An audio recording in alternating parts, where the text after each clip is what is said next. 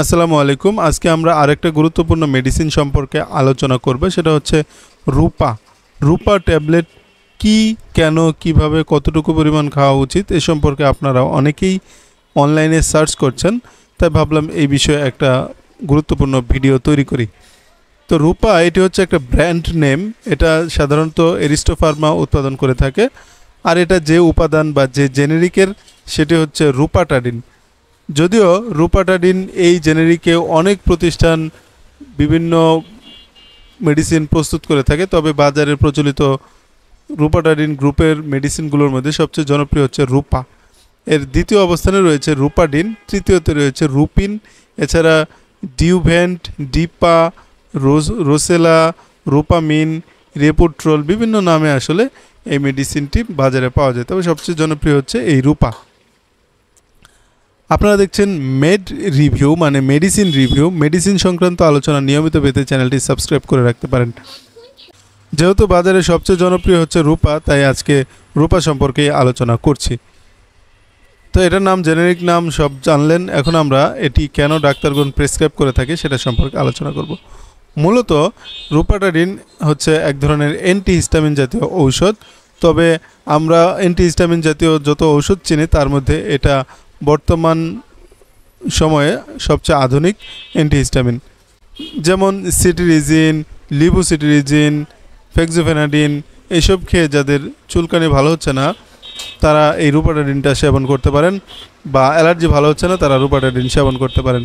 এছাড়া বিভিন্ন অ্যান্টিহিস্টামিন ওষুধ খাওয়ার পরে আমাদের ঘুমের সমস্যা হয়, এই ঘুমের সমস্যার সমাধানের জন্য আপনি এই রূপাটাডিন খেতে পারেন। এক্ষেত্রে আপনার ঘুমের সমস্যা হবে না। রূপাটাডিন মূলত যেই কাজের জন্য বেশি প্রেসক্রাইব করা হয় সেটা হচ্ছে সিজনাল এবং পেরিনিয়াল অ্যালার্জি, সেই সাথে আর্টিকারিয়া। যাই হোক, অ্যালার্জিজনিত সমস্যার কারণে আপনার যত ধরনের সমস্যা হতে পারে সেগুলো থেকে পরিত্রাণ পাওয়ার জন্য আপনি এই রূপাটাডিনটি খেতে পারেন। সাধারণত ডাক্তারগণ সেজন্য এটি প্রেসক্রাইব করে। তবে ডাক্তাররা আপনার শারীরিক অবস্থা বিবেচনা করে, পরীক্ষা নিরীক্ষা করে তারপরে কিন্তু আপনাকে মেডিসিন দিবে। হ্যাঁ, সেক্ষেত্রে আপনি অবশ্যই একজন ডাক্তারের পরামর্শ নিয়ে মেডিসিন গ্রহণ করবেন। রূপাটাডিন খাওয়ার ডোজ সম্পর্কে বলে দিচ্ছি। প্রাপ্তবয়স্ক এবং 12 বছরের ঊর্ধ্বে যাদের বয়স তারা দিনে একটি করে ট্যাবলেট সেবন করতে পারবেন। রূপাটাডিন খাওয়ার আগে বা পরে যে কোনো সময় খাওয়া যায়, অথবা ডাক্তারের পরামর্শ নিয়ে খেতে পারেন।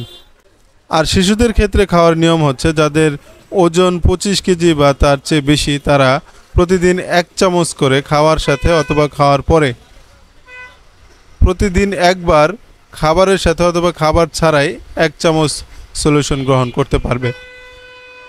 এছাড়া যাদের ওজন 10 কেজি থেকে বেশি কিন্তু 25 কেজি থেকে কম, তারা প্রতিদিন হাফ চামচ খাবারের সাথে অথবা খাবার ছাড়াই খেতে পারবে। এটির মিথস্ক্রিয়া হচ্ছে কিটোকোনাজল এবং এজিথ্রোমাইসিনের সাথে খেলে সিস্টেমিক এক্সপোজার বৃদ্ধি পায়, তাই এইসব ঔষধের সঙ্গে এটি খাওয়ার ক্ষেত্রে অবশ্যই সতর্কতা অবলম্বন করতে হবে। এছাড়া যখন আপনি এই রূপাটাডিন জাতীয় ঔষধ খাবেন তখন জাম্বুরা অথবা জাম্বুরার জুস খাওয়া থেকে বিরত থাকবেন।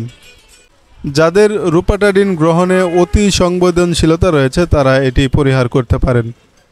পার্শ্ব প্রতিক্রিয়া হচ্ছে সাধারণত দুর্বলতা, মাথা ঘোরা, তন্দ্রাচ্ছন্নতা, এগুলো হতে পারে। তবে কিছু অস্বাভাবিক পার্শ্ব প্রতিক্রিয়া রয়েছে, যেমন ক্ষুধা বৃদ্ধি, জয়েন্টে ব্যথা, পিঠে ব্যথা, মনোযোগহীনতা, কোষ্ঠকাঠিন্য, কাশি, ডায়রিয়া, গলা শুষ্কতা, নাক হইতে রক্তক্ষরণ, জ্বর, পরিপাকতন্ত্রের অস্বস্তি, সংক্রমণের ঝুঁকি, বিরক্তি, অসুস্থতা বোধ, পেশির ব্যথা, নাকের শুষ্কতা, বমি বমি ভাব, ফুসকুড়ি, তৃষ্ণা, বমি, ওজন বৃদ্ধি, এ ধরনের পার্শ্ব প্রতিক্রিয়া হতে পারে।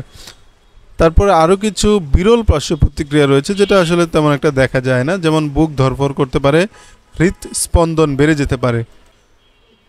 সবচেয়ে বেশি যেটা দেখা যায় সেটা হচ্ছে তন্দ্রাচ্ছন্নতা। গর্ভাবস্থা এবং স্তন্যদালে এটি খাওয়া যাবে কিনা। গর্ভবতী মহিলাদের ক্ষেত্রে পর্যাপ্ত এবং সুনিয়ন্ত্রিত তথ্য নেই। ব্রণের ক্ষতির চেয়ে যদি ঔষধ সেবনে উপকার বেশি হয় তাহলে এটি ব্যবহার করা যায়, তবে অবশ্যই ডাক্তারের পরামর্শ নিয়ে করতে হবে। এছাড়া মাতৃদুগ্ধে নিঃসৃত হয় কিনা তাও জানা যায়নি। তাই মাতৃদুগ্ধদানকালে রূপাটাডিন সাবধানতার সাথে ব্যবহার করা উচিত। যে কোনো মেডিসিন গ্রহণ করার পূর্বে অবশ্যই একজন বিশেষজ্ঞ ডাক্তারের পরামর্শ নিয়ে তারপরে মেডিসিন গ্রহণ করবেন।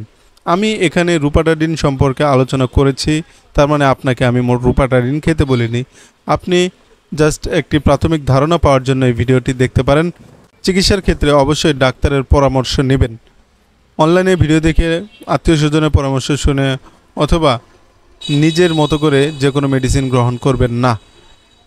আশা করছি ভিডিওটা আপনাদের কাছে ভালো লাগবে। ভালো লাগলে লাইক, কমেন্ট, শেয়ার এবং সাবস্ক্রাইব করতে একদমই ভুলবেন না। দেখা হবে আবারও ইনশাআল্লাহ। আল্লাহ হাফেজ।